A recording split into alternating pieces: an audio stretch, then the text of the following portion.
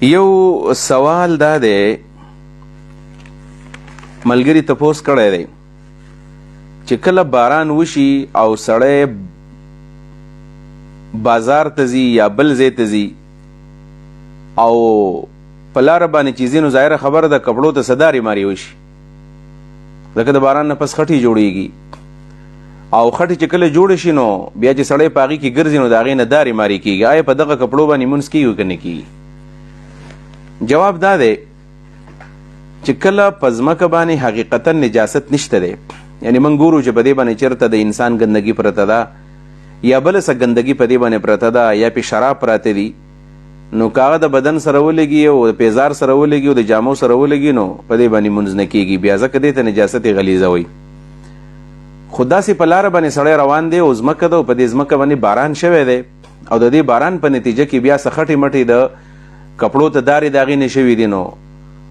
دومره تکلیف په شریعت کې نشته دی. الله تعالی فرمایي اتقوا الله ما استطعتم، د الله نه دومره ویرېږئ څومره چې ستاسو طاقت وي،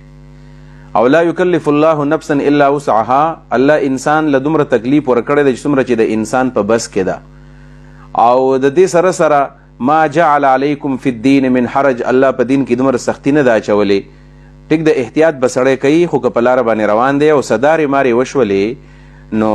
په دې باندې بالکل مونځ کېږي. هسې څه پاکول خو یو نظافت دی چې سړی خپلې پاکې کپړې واچوي او د خټو مټو نه چې بالکل پاکې وي او صفا وي نو په دې کې به توجه ډېره زیاته برابر وي. خو که په دې کې مونځ کوي نو په دې باندې مونځ کېږي. امام محمد ابن حسن شیبانی رحمه الله د هغه نه د ری په باره کې کوم چې مشهور علمي یو ښار تېر شوی دی د هغې په باره کې د راته تپوس شوی و چې په ری کې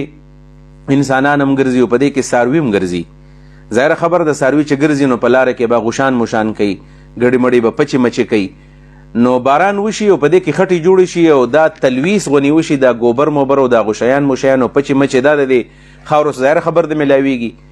او داسې سړی روان دی په بازار کې صدارې مارې وشي نو آیا په دې باندې مونځ کېږي؟ نو امام محمد رحمه الله د دفع الحرج په تناظر کې دا فتوا ورکړې وه چې او په دې باندې مونځ کېږي. نو چې کله داسې قسمه علماو په دې باب کې فتوې ورکړي چې مونځ پکې کېږي نو عام خاوره خو پاکه ده، یعنی په خاوره باندې خو څوک پلیتېږي نه، خټه ده نو دا خټه د مخکې خاوره اوس اوبه میلاو شولې نو دا پاک شی دی. یعنی موږ تیمم د طهارت دپاره کوو چې موږ ځان پاک کو او د ځان د پاکۍ په حوالې سره موږ په ځمکه باندې داسې 2 ضربونه لګوو نو په دې باندې موږ پاکیږو، دې ته طهارت ترابي ویلی کېږي. لہذا دا د دې سوال جواب شو.